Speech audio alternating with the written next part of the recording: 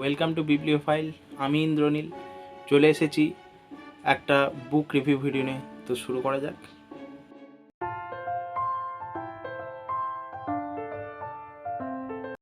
তো আজকে ফেলুদা সিরিজ যে রিভিউ পর্ব তার দ্বিতীয় পর্ব অর্থাৎ সেকেন্ড পার্ট প্রকাশ করছি।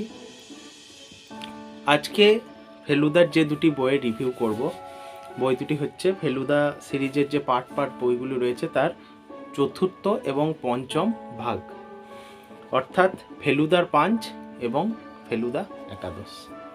তো প্রথমে চলে আসা যাক ফেলুদার পাঞ্চে। সত্যজিৎ রায়ের রহস্য রোমাঞ্চ কাহিনীর গোয়েন্দা ফেলুদা একাই 100। নানা দুর্ধর্ষ রহস্যের জট ছাড়াতে তাঁর জুড়ি নেই। গোয়েন্দা ফেলুদার অ্যাডভেঞ্চার কাহিনীগুলি নিয়ে এরই মধ্যে প্রকাশিত হয়েছে 3টি অনবদ্য সংকলন, পাহাড়ে ফেলুদা, কলকাতায় ফেলুদা এবং ফেলুদার সপ্তকাণ্ড। এবার সংকলিত হলো 5টি ভিন্ন স্বাদের গোয়েন্দা কাহিনী নিয়ে ফেলুদার পাঞ্চ। তো ফেলুদার পাঞ্চ বইটি আপনারা দেখতে পাচ্ছেন। বইটিতে ফেলুদার 5টি গল্প রয়েছে।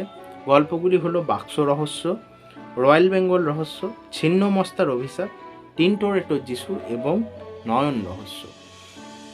এই বইটিতে আমরা দেখতে পাবো যেমন প্রথম গল্পে একটি বাক্স বদল হওয়া এবং সেই বাক্স বদলের পর সেই যে ব্যক্তির বাক্স বদল হয়েছিল তার বাক্স ফেরত নিয়ে আসা এবং পুরনো বাক্স ফিরিয়ে দেওয়ার দায়িত্ব পড়ে ফেলুদার ওপর। সেই কারণে তিনি সুদূর সিমলাতে পাড়ি দেন এবং এক রহস্যের কবলে জড়িয়ে পড়েন। অপরদিকে রয়েছে টিনটোরেটো যিশুর মতন গল্প, যেখানে আমরা দেখতে পাই একজন বিদেশি চিত্রকারের আঁকা ছবিকে ঘিরে একটি রহস্য তৈরি হয়। সেই রহস্যের সমাধান করতে ফেলুদা এগিয়ে যান। এছাড়াও রয়েছে রয়্যাল বেঙ্গল রহস্য, ছিন্ন মস্তার অভিশাপ, টিনটোরেটো যিশুর মতো গল্প।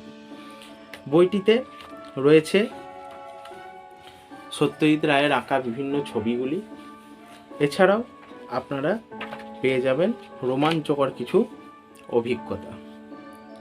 বইটির বর্তমানে প্রিন্টেড প্রাইস আছে 650 টাকা। আনন্দ আউটলেট থেকে আপনারা 20% ডিসকাউন্টে বইটি 520 টাকায় পেয়ে যাবেন। পরবর্তী বই অর্থাৎ ফেলুদা একাদশ বইটি সবথেকে বেশি ফেলুদার গল্প সংকলন নিয়ে গঠিত। ফেলুদা একাদশ বইটিতে আমরা সর্বসাকুল্যে পেয়ে যাব ফেলুদার 11টি গল্প, অর্থাৎ সবথেকে বেশি গল্প এই সংকলনটিতেই রয়েছে। গল্পগুলি হলো সমাদদারের চাবি, ঘুরঘুটিয়ার ঘটনা, বোম্বাইয়ের বোম্বেটে, গোসাইপুর সরগরম, নেপোলিয়নের চিঠি, জাহাঙ্গীরের স্বর্ণমুদ্রা, লন্ডনে ফেলুদা, রবার্টসনের রুবি, তোতা রহস্য, বাক্স রহস্য প্রথম খসড়া এবং আদিত্যবর্ধনের আবিষ্কার। প্রথম যে 8টি গল্প সেগুলি সম্পূর্ণ গল্প হিসেবে রয়েছে এবং শেষ যে 3টি গল্প তোতা রহস্য, বাক্স রহস্য প্রথম খসড়া এবং আদিত্য বর্ধনের আবিষ্কার, এই গল্পগুলি সত্যজিৎ রায় লেখা শুরু করেছিলেন কিন্তু কোনো কারণে সমাপ্ত করতে পারেননি, অর্থাৎ গল্পগুলি অসমাপ্ত থেকে গিয়েছে। বইটিতে আমরা যেমন দেখতে পাই সমাদদারের চাবির মতন গল্প, যেখানে একটি মেলোকট যন্ত্র, সেই যন্ত্রের মাধ্যমে একটি রহস্য তৈরি হয়। সেই রহস্যের সমাধান করতে আমরা ফেলুদাকে দেখতে পাই। অপরদিকে রয়েছে বোম্বাইয়ের বোম্বেটে, যেখানে একটি চিত্র শুটিং নিয়ে একটি রহস্যের তৈরি হয়, সেই নিয়েও রয়েছে গল্প।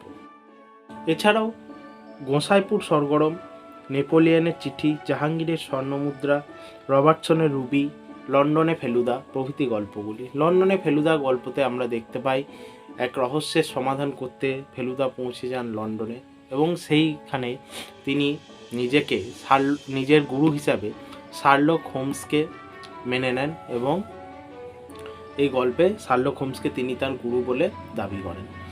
এছাড়াও রয়েছে রবার্টসনের রুবি, যা আমার জেলা অর্থাৎ বীরভূমের একটি পটভূমিকায় রচিত।